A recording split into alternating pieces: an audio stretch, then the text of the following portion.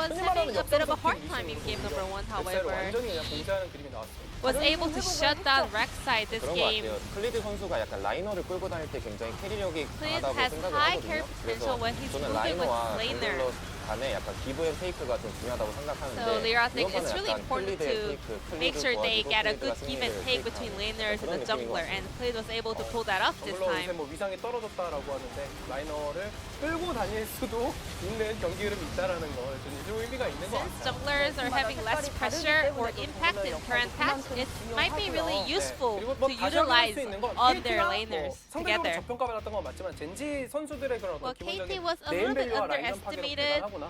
but Gen.G definitely Gen.G also has a lot of powerful laners and members. 기대해 주시길 바라겠습니다. 제일 본인이 기대하고 있는 것 같아요. So let's get ready for game number 3, the 네. final game for today, 마지막 and 경기 I'm gonna pass 만나보시죠. it back to our casters. Thank you. Thank you so much, Jisun, for the translation all day of the analyst tests, and we've put Jisun to work today so far, going the entire distance with sixth game on the way. These were shorter games, but the last one certainly didn't feel that way. You cursed us. This is Well, your fault. I mean, that's what Kasajun's saying, definitely. Yeah, I agree with him. Yeah, well, Clid's about to fall asleep by the looks of things. He's doing his best to keep himself awake. I mean, I don't blame him.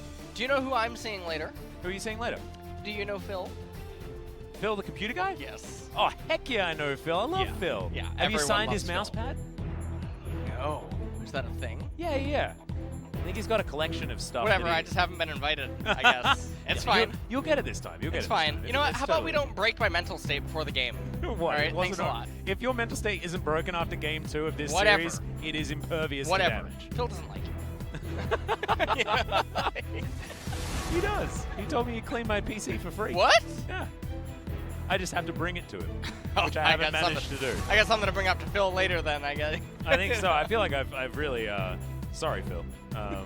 Please, it wasn't me. This is not on record. Alright, well, I'm gonna clip this. And, okay, so, KT, Akali and Kalistar banned away. Akalister taken away so far is the Ornn and the Aphelios have gone. It's Akalister-y? No, it's ORNN. Ah. Yes. So you missed out on that one. Aphelion. Yes. J. Felion.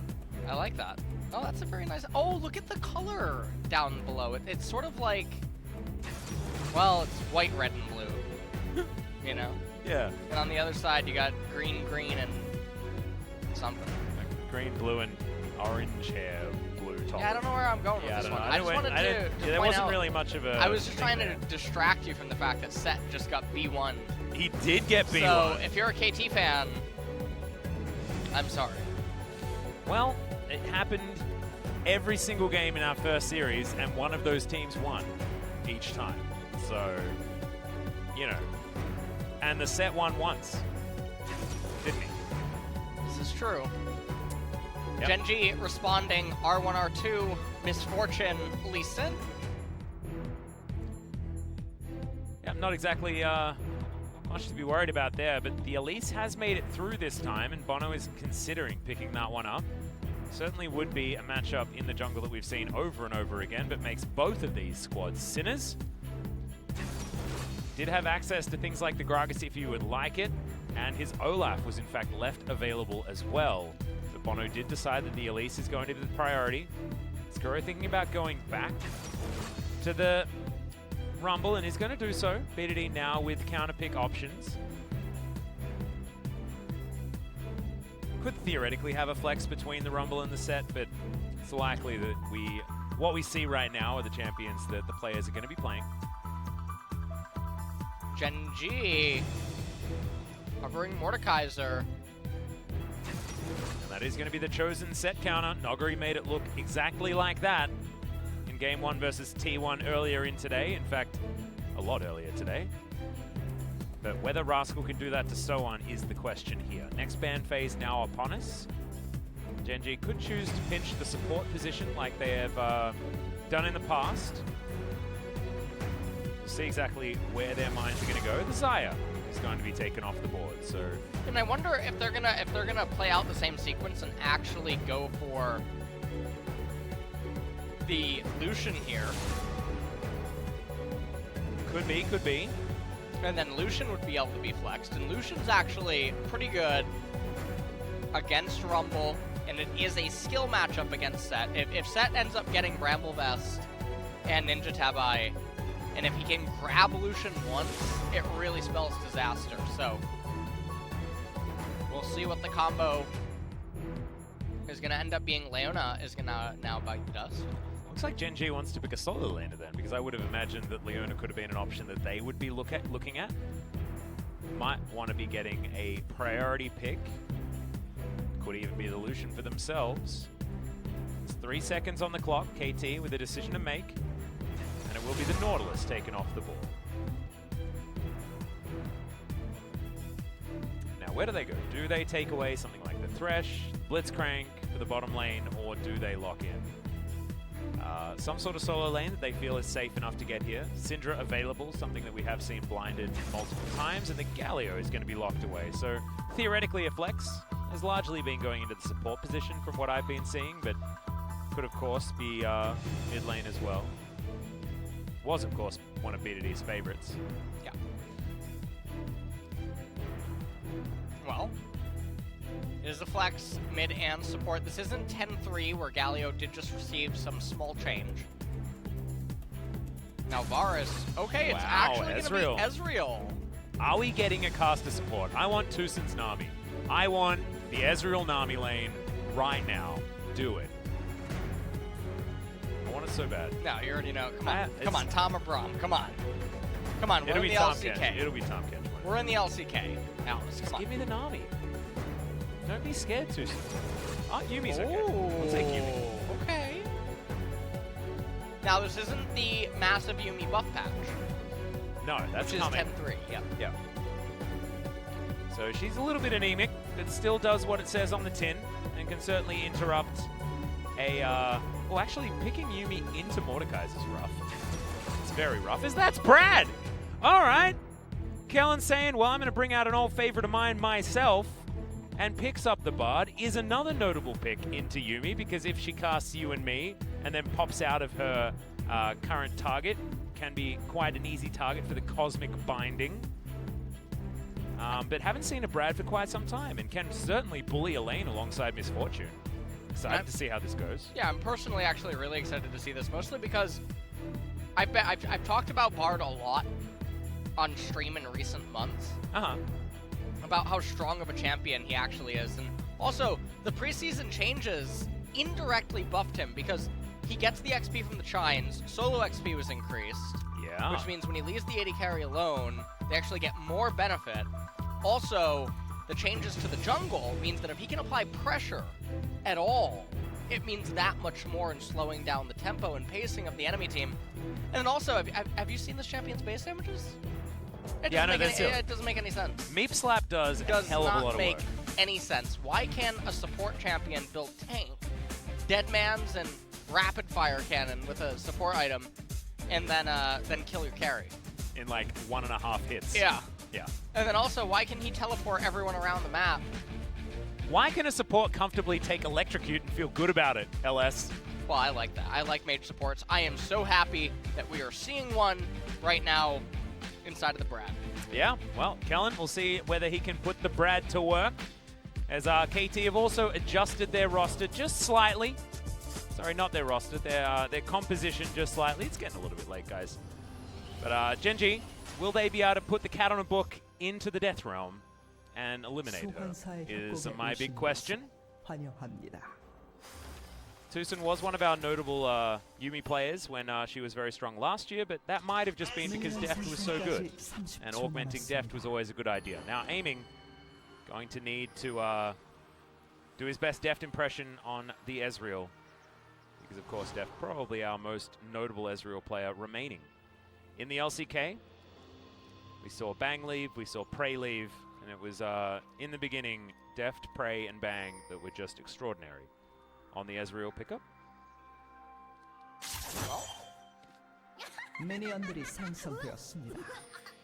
Let's see what is going to end up happening. As that is a interesting Bard skin. Personally, I'm actually a very big fan of the snow Bard. Oh, it is adorable. Yeah, It and really the Meeps are like little penguins. Yeah, oh, little penguins. so cute. Yeah. I do like this one. Did you play Legend of Zelda, Breath of the Wild? No. Oh, dang it, dude. It reminds me of those, there were these little birds that were around the map, and they play like this cool music. And it was similar music to the Kakariko Village windmill music. Okay. Which was like one of the coolest tracks in Ocarina of Time. And he plays that and then tells you a riddle, and then you can solve it to get cool stuff. That's what it looks like to me. It was a long story for not that much information, but I hope someone got something out of it and agrees with me. So that's all I want, validation. As Tucson doing some bopping. And remember, Brad, yeah, he hits hard, but also gets hit real hard, as Kuro has to flash very early in this game. Split successful gank at 2 minutes. Not bad at all. So we've been seeing a lot of these Guardian Yumis popping up, but we're back to the Comet for Tucson.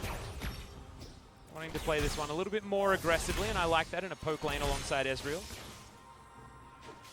We'll be eating through a lot of Kellen's mana as he's putting down these shrines. Oh, that's the other thing that's amazing about the Winter Wonderland skin is that you you get the little cocoa. Yeah. The hot cocoa. That is actually really nice. It really is. Alright, so far, Sohan up there on the top lane seems to be doing really good, but we're going to get a little... Okay, we're getting a camera pan, so... Looking at a dive, potentially. And they are piling up a very large wave, but Rascal is pretty healthy. And so Clit is in the area. Yeah, Clit's in the area. They know that.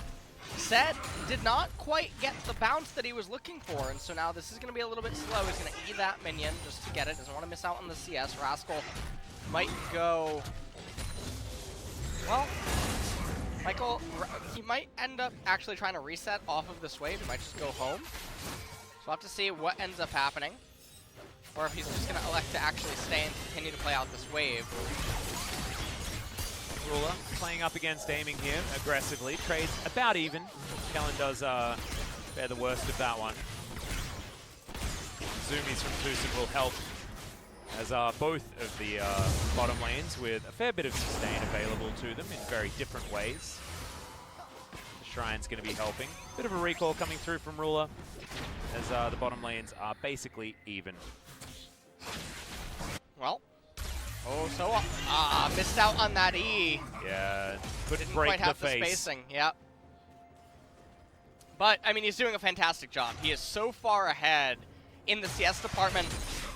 And again, this is one of those dynamics where Brad, Galio, Mordekaiser, all heavy amounts of magic damage. And also, there is so much CC on this team that Hex Shrinker into Mercury Treads would be really good itemization, and then from there go into Trinity Force and then round it out with Dead Man's Plate. That's going to be a nice trade. That's a huge combo from Sohan, but Rascal utilizes the W quite nicely. Sorry, back to your point. That's pretty much it. You know. All right. You know what? So ever since I thought of this when Set was released, okay? Because we're having a little bit of a lull state. Everyone's gonna recall. We're gonna go back. We're gonna buy our items. So I get a little bit of a downtime. I just want to bring you in on this. So it's weird because downtime is not something that we've had very much this series. We're wasting time. Come on. All right, listen. So we're on limited time. We're on borrowed time. There's always something to talk about. But yeah, there's always action. With the release of Aphelios and having the 2 buttons. Yeah. I thought when Set was released, like his left punch, right punch, wouldn't it be really cool if there was like an Eddie Gordo character? Where like a Q was like a left punch, W is right punch. Yeah. E is like a kick. And so we're just R playing is a kick. boxing game? Yes. And you actually play the game with a Wiimote? No. No, you don't want to do that? No. Okay, maybe I took Just your it too far. QWER is 4 abilities, sort of like Udyr. And you skill them and they just do different stuff. And then he's constantly in motion. You know what I mean? That'd actually be pretty cool. Yeah, like, you ever play Tekken? Well, like, maybe QWER could represent his limbs. That's what I just said. Oh, right, so it's just actually arm, leg. Arm, leg. Okay, sorry. That actually sounds to me... Or you could do arm, leg, and then a grapple. Do you remember that game, like, I think it was a browser game? Oh, no, Mr. Octopus. What's that? It's where you play this game as an octopus, and you have to control each of his tentacles, and you have to just walk around and achieve menial tasks. Okay. I like Octodad. Octodad's the game. All right. When did that come out? 1980? Yeah, something like that. No. This is out on Steam. It was out like, I don't know, 2 years ago. Do you know that a lot of games that used to be free to play in web browsers are now only available on Steam for money? Really? Yeah, I felt really sad. That is really sad. Oh. Well, Rascal taking the worst of that one, but he can turn it around to even out the trade. It's weird. I feel like Mordekaiser's trade patterns are similar to like a ranged champion. Because the melee goes in, does their buttons and their combo, and then Mordekaiser's time to shine is after that. In a weird way. Yeah. Well, this is definitely strange. Okay, so on just used his W. So there would be a trade window opportunity that Rascal could have gone for. A little bit surprising. I mean, Rascal is down 30 CS. Yeah, and this is a disaster. We see that Soan's being really greedy. He went for the Phage, which is definitely a bit surprising. Yeah, and you want him to build magic resist. Is I what wanted you're him. saying? Yeah, I wanted him to get magic resist and also just get the Merc Treads really fast so that you'd have the mobility. The Phage, yes, it gives you the MS. Yes, it lets you stick, but the recipe components for it are basically all the stats that you're getting. You're getting 5 more AD, you're getting 50 more HP, and then you're getting the Rage passive. But if you just had tier 1 boots, you're basically almost always perma-raged. Yeah. And you can allocate gold into other items, which is another cool feature about Trinity Force set that Black Cleaver set doesn't have. But I'm getting a little worried, Atlas. I'm beginning to think that Soan here, with 4 AP champions, or well, 3.5, yeah. I feel like he's going to build a Black Cleaver. And honestly, I'm getting a little nervous. I don't think it's going to happen. Well, Death Realm's come out here as we've got the Showstopper to fly on forward in response. They're going to come out of the Death Realm, and there's going to be 2 junglers present as Clid is going to immediately get cocooned. But the kickback lands, and the flash forward from Rascal is going to grab in the first blood, and second immediately to follow as PDD had joined the party. That was a teleport, no heroic entrance required as Kuro, he rotates just a little too late to this one. And yeah, it truly is cursed as oh God, the set. Just saw the Kindle Gem. Yeah. Well. Wow. You know, I can't feel bad for players that don't do a lot of research. Okay? Yeah. It becomes really easy. Now, Korea is very up in the air with Trinity Force and Black Cleaver. Like, as we saw earlier, I mean, it was only Noguri that decided Noguri did the Trinity Force, but there's so many players on the ladder that are doing Trinity Force and Black Cleaver. And if you look really close at both of them, it becomes pretty apparent that Trinity Force would just be better. I mean, I can just have a look right now. As we have a look at this replay. Rascal getting that big old flash in. Set tries to go for the W, and then a really nice Q flash there by Rascal, as Elise was then also locked up. Well, okay. Oh, here's the pro view, by the way. It looks like hell. Oh, yeah, it is cool in that skin. Okay. I like it a lot. Why? Doppel. Nice. Okay. Very nice. So, having a look here, we've got some really interesting statistics based on build win rates. Okay. Trinity Force with the Tiamat, almost the exact build that Noguri went for, is currently sitting at a 62.2% win rate. Okay. If those 4 items have been completed. Second build that we did see was the Black Cleaver into, I believe, mostly tank items. Yeah. And that's at a 60.88% win rate. Okay. But the highest win rate build... All right, wait a second. All right, so the first build that I was talking about, 62%, was building Tiamat first and then finishing the Trinity Force. Okay. But the highest win rate build is Trinity Force into Titanic into Steric Sketch. Okay. That's highest win rate. Followed by Black Cleaver into Titanic into Sterix. Okay. All right. That's apparently 64% win rate, though. So there you go. That's a Black Cleaver. Seems like people haven't got the memo, but they're still playing well, so they're winning. I don't know. I felt like I wasted a lot of time just going over. Well, I mean, there's really not too much going on, though, inside of the game, so I feel like itemization like this is actually interesting. It's not every day that you get to actually talk about stuff like this. Well, Kuro might be in trouble as Split, I believe, a minion blocked his Q. So Kuro's going to be absolutely fine. Bottom side of the map, Bono did pay a visit, but Ruler and Kellen has vacated. Aiming just going to try and find himself a recall. He's behind by a little bit. A couple of Doran's Blades picked up by Ruler, just to try and make sure that they can win the lane as hard as possible. And we'll see when Kellen goes for a little bit of a journey to find more of these chimes around the map. You can see there's a couple in his own jungle. There's a dance forward. Big Death's Grasp as the Death Realm once again comes forward. Showstopper comes down, so on, surviving for the moment, and there the W comes in, the Haymaker to get the work done, but Rascal not dead yet. Oh, the flash to get out of the way of the onslaught, and 4 KT members are here, and that is going to mean the tidy up of Rascal. And now Bono, I mean, he has the Rift Herald. It doesn't seem like... Oh no, okay, he did end up summoning it. He summoned it a little bit late. It still will summon. How does she charge from that distance? She just does it point blank and hits nothing because the Tempered Fate is there. Love the denial, and she's not even going to get the charge. It's just not happening. That was immune. Today I learned that Rift Herald is immune to Tempered Fate, which I didn't actually know. Caster, by the way. Shelly will be taken down. Still a lot of plates we're giving it. Lots of plates were picked up. Rumble almost has the Leandri's Torment. Ezreal almost has the Monomune. Yep, still looking for that 2-item spike though. We're not quite there just yet.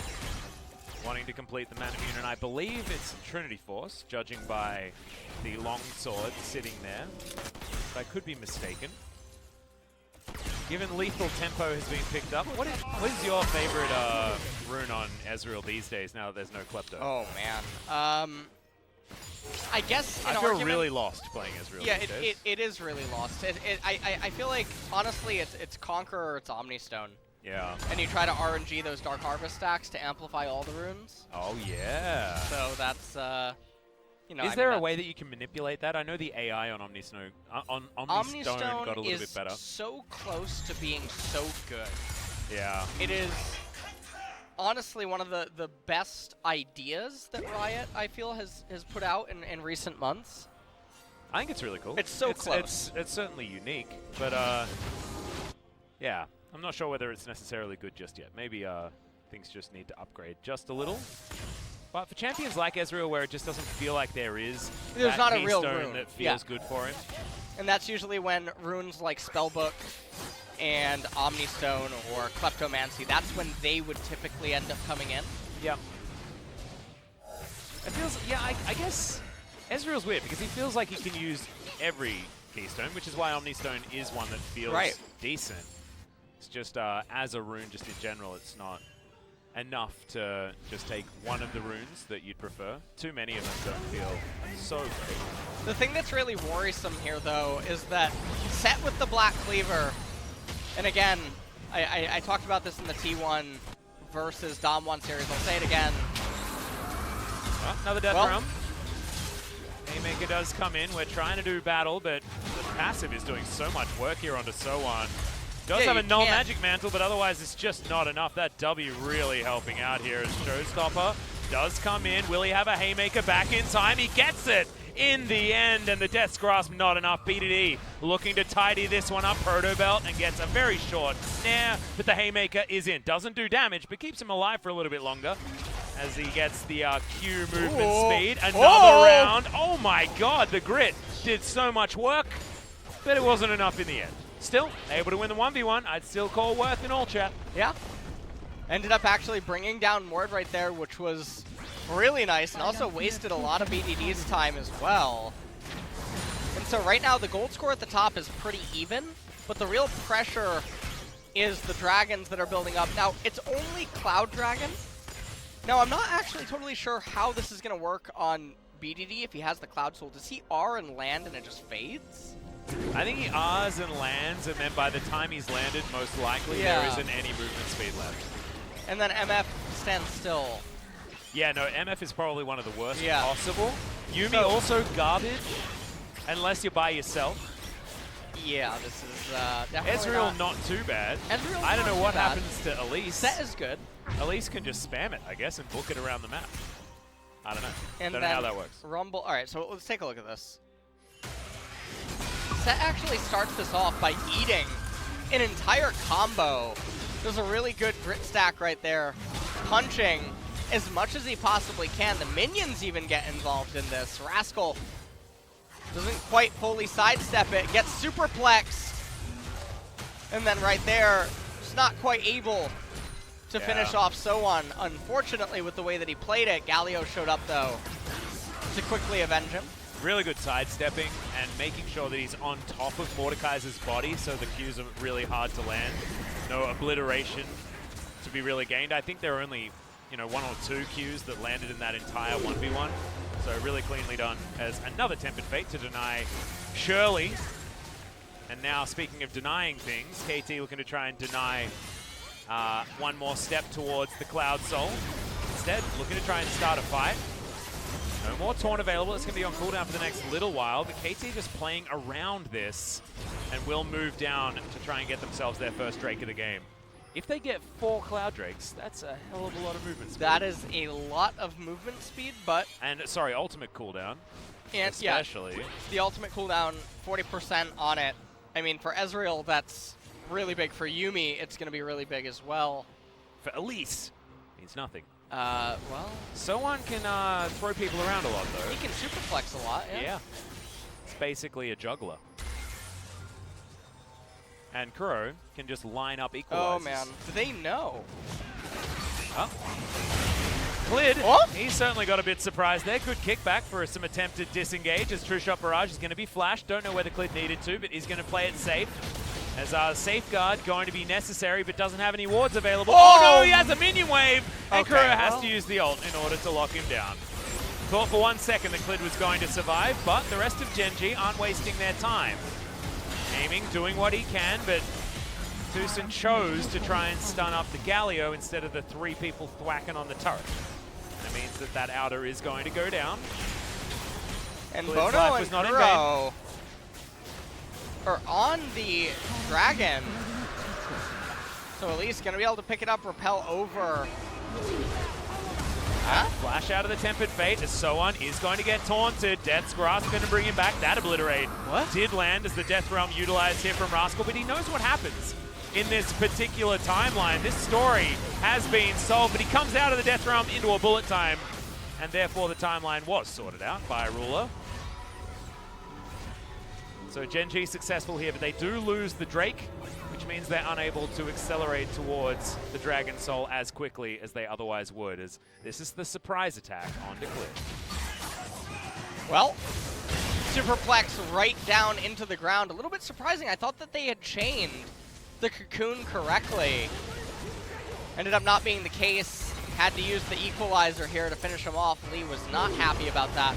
The anti-synergy right here. Soan flashes away, gets pulled by the grasp, and then Bono is like, no, do not lead them over here. Still keeps trying to do those golems. He's just trying to farm, man. Yeah. I do like the idea of ulting the set so that he can't kill your backline, but would have been possibly easier to get a second kill if Rascal had have held on to it, but hindsight, those things. Gen.G with control of the map at this stage, trying to get deep vision down, trying to play around where this Baron is, but it's 20 minutes into the game. Baron is very new and is pretty scary. Aiming, dives on top of a control ward, and BDD will have ample time to get out of the way with help of the Justice Punch. 2 Atom Spike completed here for Aiming, though. He's got his Trinity Force and his Mana Immune. Not quite a Mirror Mana just yet. Boots of Lucidity also picked up as see what else he's going to be building. Does sort of show that he's not going to be building too much more cooldown reduction for the rest of his build as Kellen Tempered Fate comes in, but it's not going to be enough to cancel out the last chapter. There's the flash forward. Kellen's going to get tagged, but not going to get slowed, of course. No Iceborne Gauntlet. Still in trouble. Honey Fruit not going to slow anyone down. And KT can't find their picks. And you can hear lots of pings actually going off from the summoners that just ended up getting used. And now KT, they're looking to raise this mid-tier 1 turret. Remember, based on the timeline, Game 2 is over in 5 minutes. Yes. So this game has been well and truly extended already. And it's not likely that it's going to be finishing in 8 either, which is the timeline for game number 1. So really feeling like both of these teams are feeling the pressure, as it is, of course, match point in their first set of the season. I see what you did there. It was... yeah. That was very funny. Thanks. You made an extremely That was funny an joke. Extraordinarily intentional pun, and I want you to know that. Okay. Because it's not like we've referred to games as sets before in the past. Yeah, so it's definitely not. We don't do that. I chose to do that Yeah, because fine. of the hilarious. Sure, yeah, no big deal. Yeah, cool. Just Okay. wanted to make sure that you knew that. Yeah, awesome. Love Thanks, it. man. Yeah, no problem. That's for everyone at home as well. Yeah, I always got your back on this. Just like myself sometimes. Okay, KT, can they make a move? Because right now Gen.G has so much control of the top side of the map. KT with some vision available in the river on bottom side, but that's looking for a Cloud Drake that's going to be available in just over a minute. A possibility. Looks like Gen.G aren't really concerned too much with Dragon Soul. They're wanting to try and opt into some sort of Baron play. And of course, this is a team that does have the Mordekaiser, so Barons are much more easy to secure. Yes. And the fact that you can just put Bono in the Death Realm. Rascal going for a pretty aggressive build here, with what looks like Nash's Tooth coming in as second item instead of third. Often Rylai's is picked up first alongside Leandri's to make sure that you're a bit more battle ready with a bit more health. Yeah, you have more health. You also have the slow, which then amplifies the burn. Yep. From 4.5 to 7.5%. So on, just trying to shove out this wave as fast as possible. Also going Deadman's as his third item. Yeah, this is exactly the build that oh my goodness, I'm blanking. It was picked up in our earlier series by Roach. And he had the Aftershock, which I actually thought paired a little bit better with this style of build. Yes. If you're going to go tanky, you may as well be an Initiator and a Frontline. And so go for something that's a little bit more tanky, involving a Gargoyle Stoneplate, something like that. Someone's going a little bit more on the battle side with his Conqueror. Gen.G just grouping up, staying as a team, but this gold lead has not changed for a very long time. KT, they could just do Baron. What? We're trading Cloud Drake, second Cloud for a Baron. Unless we can get to that area. Remember, Yuumi has changed, cannot join with a friend on a teleport anymore. So it's not like they can get 3 people there instantly, but... I think if they magical portal on, you see to the left of the Bard portal. Yeah, got it. Okay, yeah. If you tunnel through that, yes, when they were all standing on mid. Tunnel through that for speed, go onto the Baron immediately. Yeah. And then Bard ultimate the incoming enemy team, and then Bard portal out of the Baron pit. All stand at the back of the Baron pit. Mordekaiser use R if somehow Elise gets over there. Their ability get out. to deny anyone trying to take a Baron from them they have is so pretty many damn tools, high. right? Yeah. So Mordekaiser with the Leandri's and just everything. I'm pretty sure they can sneak it and get out. That would have been a, what, 24-minute Baron? The items that they have the Leandri's Torment at that point in time. Yeah, I don't know, man. The a only little way strange. that KT would have stolen that is with a True Shot Barrage, if Gen.G played it. And the other thing is, textbook. worst case scenario, let's say that Sohan and Kuro both use teleport to get over there. Now, I'll be honest, actually, I did not check, or, well... Aiming's teleport wasn't available at the time. I can't see Kuro's teleport because of my eyesight. Using right now. that old excuse again. Okay. But even if they teleport... Oh, okay. Suplex is going to come in like you like to call it, but Rascal's going to flash the wall. Bono comes in, realizes that he's not going to be able to 1v1, was a little bit ahead of his team. What? As BDD teleports to the bottom lane because he loves minions. Red Dot Syndrome. But he is in range of a heroic entrance if he would like to pay a visit to his team. Level 14, not quite with the maximum range, but it's still pretty long at rank 2. And now Gen.G are looking for a fight. Tempered Fate sidestepped. Oh, Galio! Trying to fight it. That's a big 2-man taunt into the back line. And KT have already lost their jungler. Flash is being utilized everywhere as Ruler is on a rampage. Tucson is a cat on a book without a friend, and that is one that ain't winning any team fights anytime soon. And Gen.G are going to say, you guys can have your 2 members. we are going to dive onto the Baron and win this game. And so I think that that's probably going to be all that she wrote. It's going to be the Baron buff picked up by Gen.G. And also the mid turret taking quite a hefty amount of damage. Is there a world where Gen.G, instead of actually going for the Baron, could have just won the game? No, I think that time is a little bit too low. It is still 26 minutes into the game. I might be eating my words. I mean, there's still 2 minutes and Gen.G can win in the same time frame that KT were able to take game 1. However, still not over just yet. And this is by no means the same game that game 2 was. It's getting there. It's not quite that all she wrote just yet. But with the Baron buff and Gen.G in still relative control, looking very comfortable. Let's have a look at this fight once again. BDD just finding the right flank. Flash I mean, pretty good. He just walked up slowly to them and W. Yeah. That's exactly what he did right there. And he flashed. Well, I mean, he flashed W to because he that can't W flash anymore.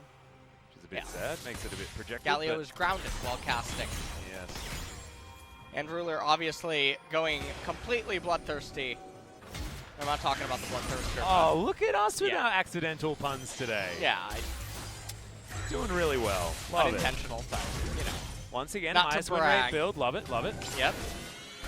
A slave to the OPGG is Russell going to get caught out of position. Death Realm going to be there. Whoever's in there, no, it's going to be aiming. He QSS's it immediately. And that is a dead Mordekaiser. But the rest of the team is pushing in.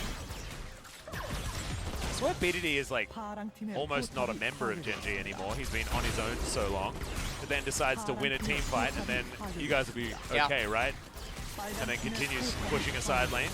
One inhibitor going to be picked up. And also quite a bit of chip damage on that top tier 3. 40 seconds until the next Cloud Dragon. Now this isn't one that necessarily does anything. We're still ways away from the Cloud Soul. Now Rascal has teleport. Lid going for an aggressive move. Goes Golden to try and hold the blushes, but isn't quite able to. Tempered Fate lands onto Bono. The bullet time does absolutely nothing, and that was a lot of buttons pressed, but not a lot of outcome. And now Soan trying to do his best BDD impression on BDD. Where is Mordekaiser? He has TP. He's still booking it. Soan's got the Dead Man's Play. He's running pretty quick. Still has Q available to him as well if he wants to run even faster. Interesting. Can he actually find it onto anyone is the question. Cosmic Binding connect. Mord is not staying on the fountain. He's actually just running to the minion wave down in bottom. So he won't have the home guard bonus in the event that his team would need him, but instead they're actually just going to raise the top inhibitor turret as well. They're going to get out of there via the magical portal. Yeah, take a journey. 27 seconds on this Baron, but already a very successful one, close to a 2,000 gold Baron power play. That is going to spell a 5.5k gold lead here for Gen.G. 7 turrets to 2. KT well and truly on the back foot, but they might be able to get to their third Cloud Drake. I think it's very cute. They ping to use the Bard portal. Oh yeah? I watched them use it, yeah. Oh, that's It good. was really good on the minimap. That That is was cute. very nice, yeah. Well, Gen.G are going to deny any hopes for a Dragon Soul in the next Drake for KT by denying that one here. They can grab it themselves, of course. Now Rascal back from the Death Chamber and is now on the bottom side trying to take the last remaining inhibitor. Still yet to get through this inner turret. It's Soan getting closed in on, but Kuro is going to be there to try and help him. I don't know what Soan is. Well, the turret lived. Yeah, he's stepping on forward. Bullet time cancelled as there's the suplex that you were talking about. Rascal trying to continue this fight. Soan does do a lot of work and goes Golden as well to keep himself alive and not going to find the taunt, but BDD does still find the kill. Kellen has to get out of there, down to 200 health. There's now BDD in trouble. Klid's trying to win the game by himself. Two-man taunt comes in. Ruler still there with a fair bit of damage. Aiming? What the heck? Aiming doing his general aiming thing, and that's going to be a couple of kills, and Gen.G have just found themselves the game. Well, Klid can actually kill Bono. Oh, he can WR. Huh? I mean, he can kill the next turrets as well. That's the There's the cute. WR. And just does it by himself. Waits for the rest of his team to get tantalizingly close before solo killing the Spider Lady. But Bono didn't have many options there. And the Nexus is going to be taken down. Gen.G do manage to rewrite the script after game 1. 2 games in a row. But KT with a dominant game 1 certainly made things look a little bit worrisome. Yeah. That Gen.G able to do it, much like T1 did in their first game today. And so, game number 2 was obviously, it was something. It was what? I'm looking at this MVP selection, wondering what the heck to do, by the way. Well, you know what? One thing decided it for me. It was when Galio slowly walked up behind them and W'd. Well. Yeah, I guess. Because that actually, happen. that's what blew open the game. It did.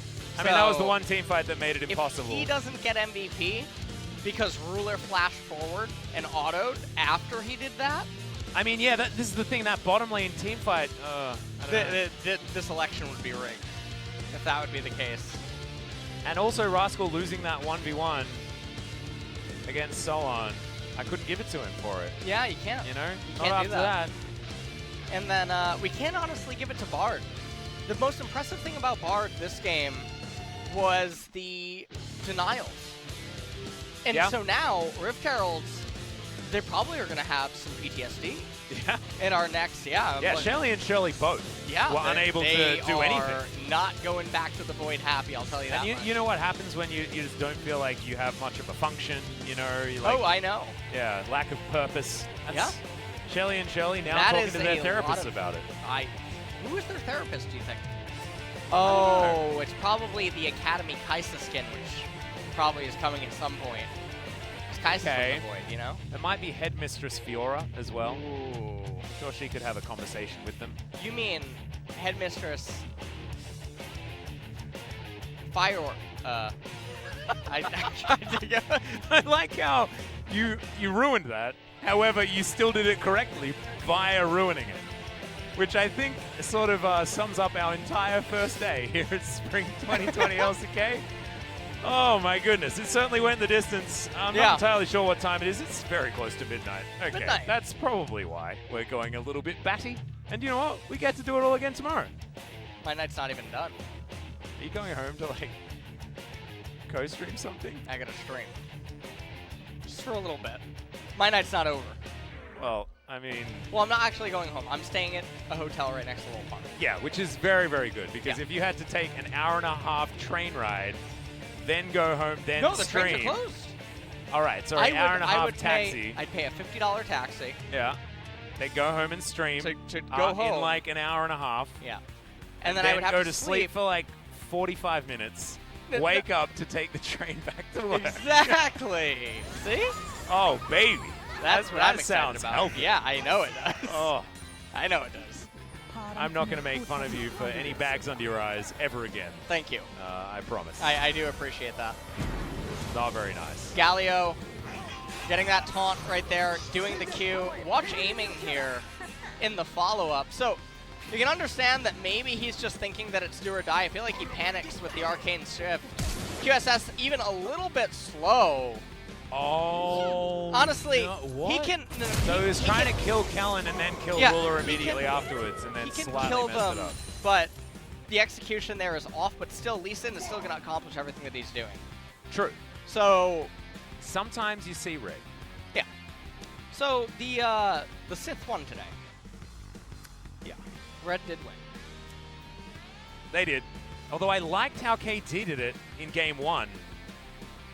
This didn't feel as good, but I do like seeing BDD back on a more facilitatory mid laner. He was playing a lot of side lane Galio, but he was there when he needed to be and accomplished what he needed to, especially with that teleport play into the mid lane. 8,000 damage. I'm still going to award him the MVP for this game because he got what his champion was supposed to do done perfect. Yes. Basically. And everything sort of just worked like clockwork. Yeah. Ruler also played very well. I mean, dominated his lane entirely, so is another option there. However, not exactly something that Ruler doesn't do every game. So sometimes maybe we're a little bit jaded. I am extremely excited to hear what they have to say, especially about game number 2. Yeah. Okay. Is there anything to say about game number 2? I think there's a lot to say. Did game number 2 happen? Is Echo in the death run? That's what I thought. I mean, there was a Mordekaiser in the last game. There wasn't an Echo. And maybe that makes a time continuum issue. Something like that. I like that. Yeah. We're I gonna have a question. What's that? Here we go. All right, Player of the BDD's game. gonna pick it up. It is going to be Nicely done. BDD. I'll save my question. for a Hey, little we've bit. already discussed BDD and why he deserves the MVP. Okay, you can sure. have your question. Okay, it's fine. here We're we going go. to be getting into What an if MVP Silas interview relatively steals quickly. Mordekaiser's ultimate, and then Mordekaiser ults someone, and that's Silas's friend, and then Silas ults someone to try to go to the Death Realm, but then Silas's Death Realm is not Mordekaiser's Death Realm, and they're different Death Realms, and Silas feels like he lied. And what if one of those champions is Zillion, and the other one is Echo? They both use their ultimate, and nothing happens. What's going on there? Yeah, I'll see you in the Reddit comments. Don't give me that face. You know I'm right. If Mordekaiser QSSs to get out of a Death Realm that he's put in via Silas, yes, and then puts the Silas back into a Death Realm, where do they go? Is it the same one? Ooh. What if Mordekaiser R's a Tahm Kench, and then the Tahm Kench eats the Mordekaiser inside of the Death Realm? And then Tahm Kench QS. Does that mean that Tahm Kench's belly is in fact the Death Realm? Whoa. These are the important questions I here. am losing my mind. Now, congratulations to BDD and congratulations to Gen.G. An absolutely great comeback. Not necessarily the cleanest in game number one. They certainly needed to tidy that up, but game two was basically a done deal from the beginning, and game three also felt like it was all she wrote pretty early on as well. So Gen.G, business as usual, try and do our best to ignore game one. But, you know, 26-minute win, and then what was this, about a 30-minute win? Yeah. Not too bad here from Gen.G, and showing a lot of different gears as well with the compositions that they've ran here today. I like the Taric and the Kalista, something that Kellen and Ruler have been practicing quite a lot, and also shows that, you know, that's going to involve a lot more banning to be done by our opponents. But we are going to go to an interview, and I believe it's going to be Clit and BDD. 네, So 젠지가 they're standing by 개막전 with Mina 경기를 Kim, and here's 승리로 Ji-sun for some 시작했습니다. translation. 오늘 승리의 주역이죠. Thank you very much, BDD guys. 선수, This BDD is 선수 Ji-sun with the 모실게요. Universe Translation, 안녕하세요. and we'll be hearing from Clit, BDD, the 네, main characters of today's Gen.G series. 자, 클리 선수, BDD 선수. Clit and BDD, congratulations. 많은 분들이 젠지에게 Well, Gen.G 엄청난 기대를 was 건 the 만큼 team 오늘 with 첫 번째 the 경기가 더 highest 부담됐을 hopes 것 같아요. for this split, so maybe you guys were feeling a 첫 bit of 번째 a 이번에 pressure, right? LCK에서 처음 뜨는 거기도 하고 제 개인으로도 This is my 네, first 새로 match 접하고 at 난 다음에 처음 this 뛰긴 year's 했는데 LCK and 경기 also 자체는 저도 in the 개인적으로 new 별로 team, 만족하지 않기 so I'm 때문에 not 좀더 really 열심히 해야 될것 satisfied with my performance today. I have to work 두 harder. 번째 경기는 그래도 잘 풀어 Game 2 and 나갔지만 3 첫 번째 경기가 많이 was going on the Gen.G side, but game number 1, yeah, it was a bit of a shame, right? 저희가 약간 되게 So 라인전도 we 세고 되게 약간 got the 다들 picks 보는 with 각이 strong 많아서 laning 게임 phase, 분위기가 되게 편한데 약간 and 저희가 we also have a very good 우리만 안 하면은 insight in 이긴다는 game. 느낌으로 얘기를 계속했던 것 같아요. So we were keep 네, communicating 요즘에 that 뭐 we shouldn't just 이런 go 얘기가 in 나올 too 정도로 much. 기적을 만들어낼 만한 팀이다라는 And 얘기가 fans are really 있어요. excited 실제로 to see the 호흡이 miracle 잘 from the 맞고 있는 miracle, BDD, Rascal, and Clit. 좋은 How's the 것도 teamwork 있고 going? 점차 점점 좋아질 가능성도 It's 있기 때문에 good already, but I'm 선수들끼리도 seeing a lot of potential, a lot of room to 잘하고 improve. 있어서 I think we can 발전 still get 가능성이 better. 엄청 높은 것 같아요. So we have a very high 기대해보도록 potential 하겠습니다. currently. 두 번째 경기가 사실상 굉장히 압도적으로 흘러갔음에도 불구하고 Game 2 was a little bit one-sided. However, Gen.G seemed to be slowing down in terms of 일단 macro. 저희가 약간 되게 흥분 약간 안 하고 We 그냥 할 수 있는 try 거 not to get too excited in game. 네, 팀적으로 좀 우리 이 경기 확실히 가져가자 하는 So 그런 you guys 얘기가 wanted to 있었나 secure the 보네요. win, right? 개막전 경기가 확실히 욕심나는 You 경기이기도 guys 하죠. really wanted 자, to 그리고 get 클리드 the 선수 win 오늘 on your 3 first 리신 match. 꺼내셨는데 And Clit, you were 앞에도 playing 리신이 Lee Sin 나왔었어요. 그래서 the 총 entire 리신인데 day, so we were 왜 watching 높다고 6 losing game in 리신 total. 자체가 챔피언이 좀 약간 이동성에서도 Listen 엄청 has a 좋고 very high 그리고 mobility, 밸런스 잡거나 and 이렇게 it's a 잡을 really 때도 good champ to 기도 하다 maintain 보니까 balance 그래서 in 좀 the entire 선호하시는 composition. So 선수들은 there 계속 are a lot of 나오려고 하는 거죠. players that prefer Lee Sin, so that's why we're seeing Lee Sin so often. But why is no one banning it out? 하는 분마다 약간 좀 난이도에 Because 따른 Lee Sin 그 has 그런 거 a bit of a 갈리기 때문에 requires a 아마 bit of 그런 a 것마저도 호불호가 mechanical level to 아무래도 kind of 클리드 use it in 선수의 competitive 시그니처 games. 리신이다 보니까 첫 Well, 번째 Lee Sin is one 경기에서 of your 자존심이 좀 main 상했을 champions, 것 같아요. so 두 번째 경기부터는 조금 전략을 I 바꿔가는 guess you were a little bit sad losing that game number 1, right? 제가 너무 정신을 놓고 게임한 것 Game 1, 같아가지고 I think I was not 제 really 자신 concentrating in 자체한테도 game, 실망을 했단 so 말이에요. I was 그래서 두 번째 disappointed to myself. So starting in game number 2, I wanted to go 그렇게 all 클린 in 선수와 BDD 선수의 호흡도 in 정말 game. 좋았는데요. BDD 선수는 이제 세 번째 경기에서 BDD. 갈리오를 픽하셨어요. 팀적으로 많이 준비하셨던 Game on 픽이거든요. Galio. 네, Mid lane was set prepared in 되게 약간 advance. 조합 맞춰서 쓰면은 나쁘지 않은. Galio is a really good champion to kind of balance out the damage composition. 좋을까요? 갈리오가 요즘 메타에서. What's the best composition for Galio? 그냥 약간 뭐 제가 궁을 덮으면은 약간 시너지가 날 수 있는 챔프들. In a situation where I can get a lot of synergy when I land down with my ultimate. 뒤에서 엄청난 이니시를 걸었던 So we have to watch this highlight with your awesome flank coming in clutch. 자, 이때 포지션을 어떻게 잡고 How 있었는지 did 미리 you 계획하셨던 get the position? Did you plan this in advance? 용 뒤로 이렇게 돌아가다가 물린 Well, I remember Rascal was a little bit caught near the dragon pit, so I TP'd in to help him. And then I saw the opponents kind of seizing into the mid lane, so I was able to get the flank position. 깔끔하게 풀어간 면이 있었어요. 젠지가 앞으로도 더 좋은 So 합을 Gen.G. 보여줄 거라는 예상이 되는 A lot of fans are looking forward to seeing more and more teamwork. And BDD, I guess you lost a lot of weight. And we heard a lot of stories about Gen.G's PT. 일단은 저도 이렇게 운동을 오래 할 줄 몰랐는데. I also did not expect to work out this much, but our trainer, he's a really fun guy. He's really good at teaching us, so we are enjoying this workout session. So people are starting to compare you and Clid, you know, to make a big distinct because you guys look so alike. Is that a rumor? That is a rumor. 자, 이제 다음 경기 기다리고 있죠. 클리드 선수 어떻게 준비하실지. How are you gonna prepare your 저희가 첫 번째 upcoming 경기도 series? 했는데 저희 팀 자체의 개인적인 경기력도 별로 안 좋았기 때문에 Our 다음에 first 좀더 match, 보완해서 our 좀더 performance was not 팬분들이 보기에도 clean, 좀더 so we have to 안심할 수 있는 improve 경기로 that. 찾아오도록 하겠습니다. We want to come 네, back with 알겠습니다. 더 very 좋아진 호흡 기대하겠고요. believing and BDD also 선수는 trustworthy 이번 스프링 때 performance. 특별히 본인만의 목표가 있는지. And BDD, what's your goal for the spring split? 최근에 저 혼자서 되게 Recently, 개인 실수가 많다고 생각을 해서 I made a lot of 그 부분 빨리 personal 보완하고 mistakes 싶고 in games, so 팀원들한테도 I want to 보여주고 work on 싶고 it, 그래가지고 and I want to be 기복 helpful 없는 for my 행동을 teammates. 이번 시즌 목표입니다. I want to be a 네, 아무래도 consistent 두 player 분을 이 자리에 throughout the 함께 split. 모셔서 더 영광인데 이번 시즌 MVP 욕심 있으신지. Does anyone want to be the player of the split? 없으면 거짓말이긴 한데 Well, it's gonna be a lie that I'm not interested in it. However, team's victory is what is more valuable, so I'm not paying too much attention to it. 클리드 선수, BDD 선수 너무너무 감사하고요. 젠지의 승리도 This will be 축하드리면서 저희는 Clid, 다음에 BDD 만나 with 뵙도록 하겠습니다. the first victory for Gen.G, and I'm gonna pass it back to our casters. Thank you. Thank you so much, G-Sun. Great to hear from both Clid and BDD, the main characters of this series indeed. Clid turning around what was a pretty uncomfortable first performance in game number 1, and then games 2 and 3 were as if nothing happened. So nice to see a player that can turn around a bad outing, especially on the main stage like this. Now we take a look at the standing. So T1 and Gen.G are going to lead the games so far with the +1. Yeah, still yet to see Afrika Freaks, Dragon X, and Sandbox. Another, 3 in our assumed top 6 of real power players here in the LCK. Our next matchup will indeed be a couple of those. Sandbox facing off against APK Prince tomorrow, and then Griffin up against Afrika.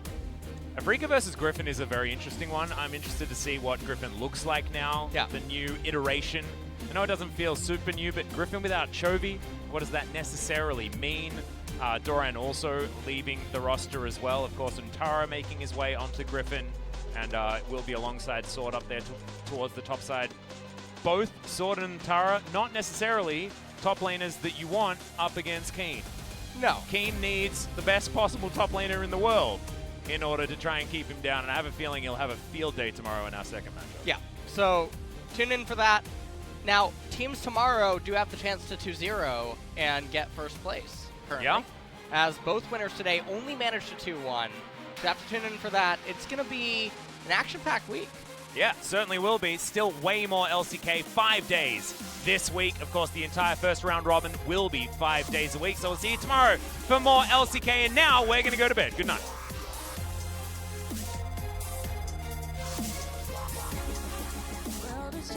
And I am ready to take it on. You told me to be myself and never feel alone. You're all that I want, that I need if I was ever